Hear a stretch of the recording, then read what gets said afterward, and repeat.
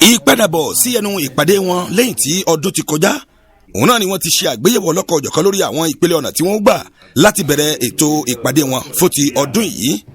ẹ̀tọ́ ni kó yọ pé ìjọba ti lọ́wọ́ nínú ẹgbẹ́ tí wọ́n porúkọ ẹ̀ ní ẹgbẹ́ Ajyop, ìyẹn àwọn ẹgbẹ́ tó ń fi kárọ̀ òjìrè pèdè lórí àtẹ́gùn, ìyẹn ní orí rédíò nípìnlẹ̀ Plateau àti orí ẹ̀rọ amóhùnmáwòrán. olóyè Àtànáàzì Adéyẹ pẹ̀lú akọ̀wé àgbà ìyẹn ọ̀gbẹ́ni Asábàlábí àti gbogbo ọmọ ẹgbẹ́ náà ló péjú pésẹ̀ sí ilé ìgbafẹ́ Eréyẹmí láti tọwọ́ bọ̀wọ́ kí wọ́n sì fèrè ìkí àmùkù ìwọ̀dún.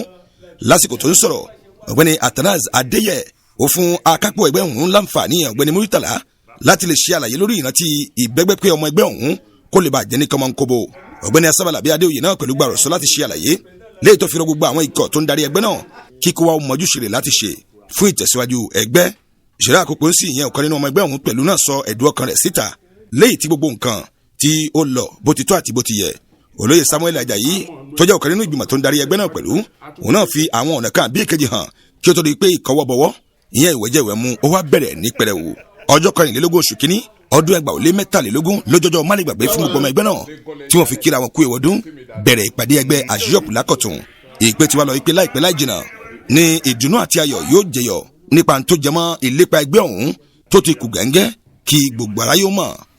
Kásùmùsùlà ló ti ń jábọ̀ ròyìn fún iléeṣẹ́ Osolo TV lórí ẹ̀rọ ayélujára. Osolo TV, ìmọ́lẹ̀ gbogbo ọmọ ànàgó.